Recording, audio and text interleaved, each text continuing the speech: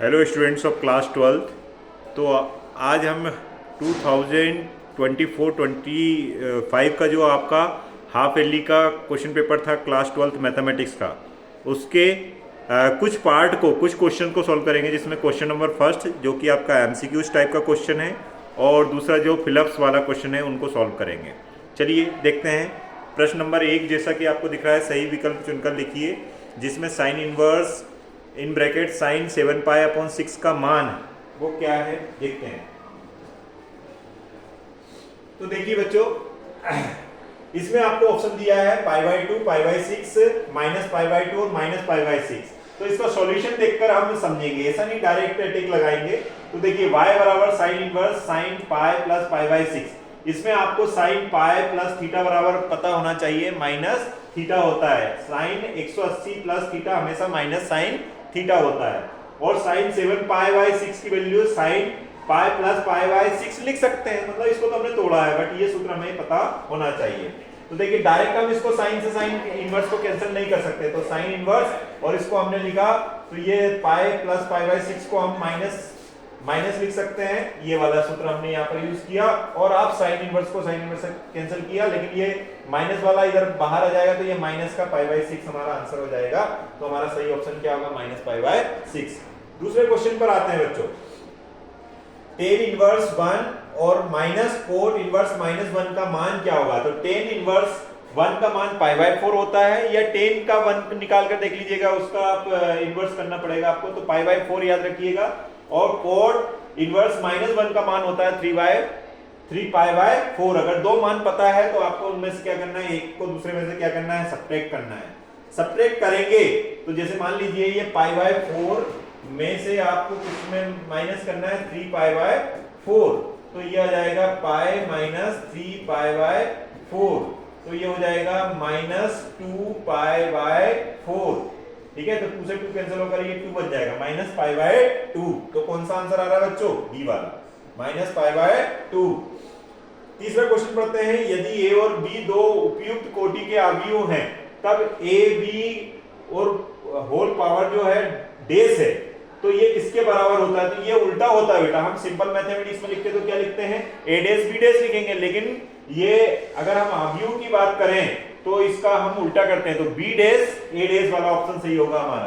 तो इसमें ऑप्शन कौन सा होगा, B days A days. I hope इतना समझ में आया होगा। आगे बढ़ते हैं, क्वेश्चन नंबर 4 पर आते हैं।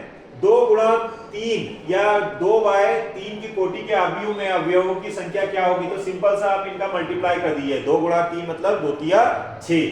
तो हमारा आंसर कौन सा होना चाहिए बच्चों, 6 आएगा।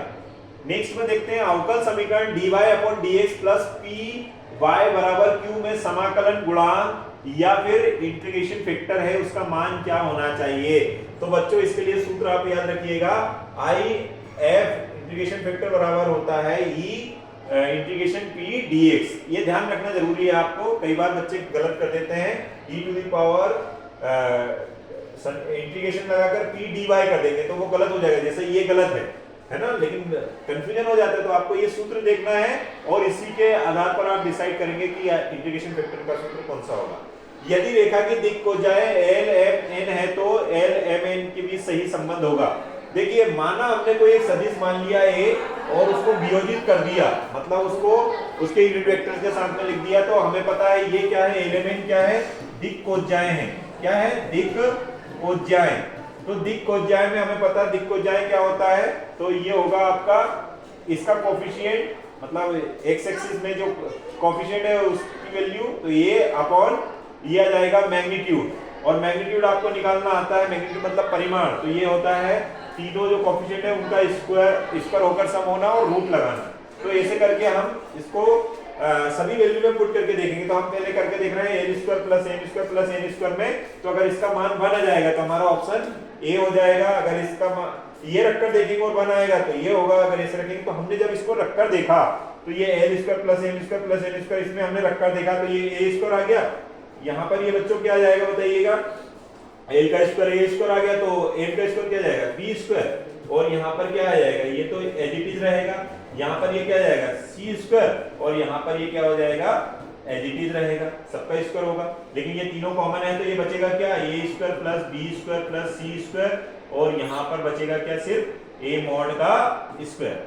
जब हम इनकी वैल्यू निकालते हैं तो ये हमें मिल जाती है a square plus b square plus c square, और नीचे भी वही की वही मिलती है, सेम मिलती है। तो इससे कैंसिल होकर ये क्या बन जाता है, 1। तो हमारा कौन सा ऑप्शन सही होगा बच्चों, ये ऑप्शन हमारा होगा ए ऑप्शन। इसमें आगे बढ़ते हैं।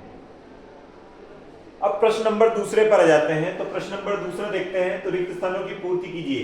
कोई फलन f x y एक ही फलन होगा यदि f x1 और f x2 क्या हो।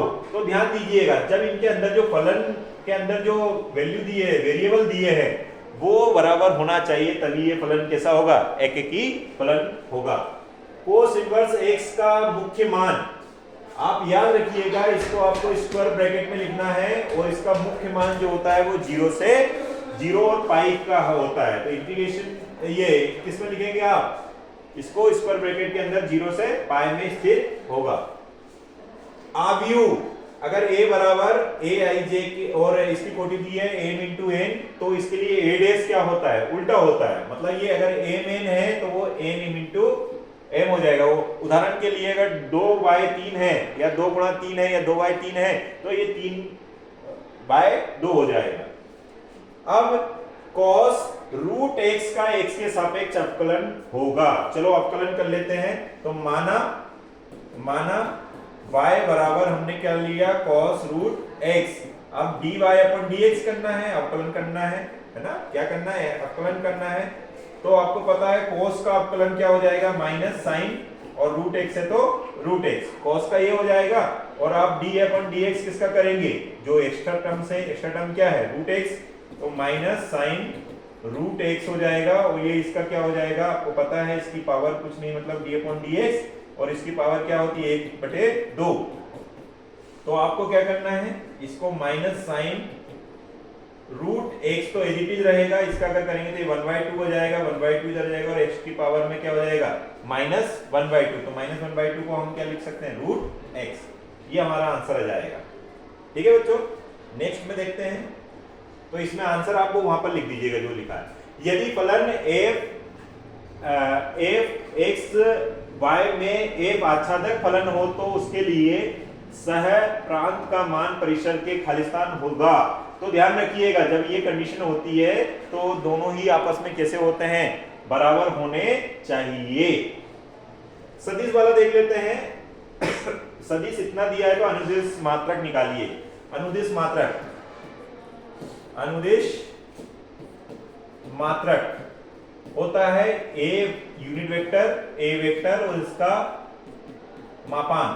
तो a वेक्टर की जगह आप लिखोगे 2ik plus 3jk plus kk, और a वेक्टर का मापांक निकालिए तो इसका मापांक हो जाएगा 2 का स्क्वायर प्लस 3 का स्क्वायर प्लस 1 का स्क्वायर। तो ये हो जाएगा 2ik plus 3jk plus kk, और ये हो जाएगा आपका 2 का हो जाएगा 4, इसका हो जाएगा 9 और इसका हो जाएगा 1। तो 2ik plus 3jk plus kk, और ये 9 4 13 और 1 14, रूट 14 हो जाएगा। तो आप इसको, ये आंसर आप ऐसे लिख सकते हैं। तो ये अनुदिश मात्रक ऐसे हो जाएंगे। चाहे तो आप 2/√14 i के साथ में लिख लो, अलग अलग सेपरेट भी कर सकते हो। आई होप समझ में आया। तो आप डायरेक्ट आंसर यहाँ पे ऐसा लिख सकते हैं, 2ik plus 3jk plus kk, और बटे में क्या जाएगा, √14। आंसर क्लियर है सभी को? Okay, thank you.